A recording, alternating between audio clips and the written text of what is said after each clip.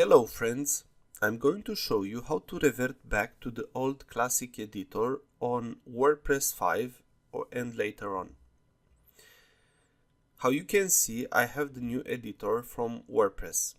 Some people love this new editor, but mostly it got a mixed reaction. For people who are using WordPress for years, this change was really hard. If you wish to revert, there is a way to do this. First, let's go to Plugins, Add New.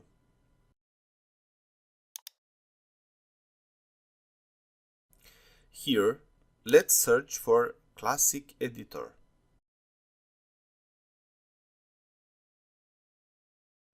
Press on Install Now on this plugin.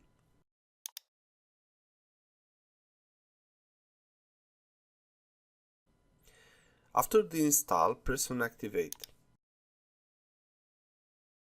Now, if you go back to Post, you will see that we have the old editor page. It's that easy. Thank you for watching and please thumbs up, share and subscribe. Bye bye!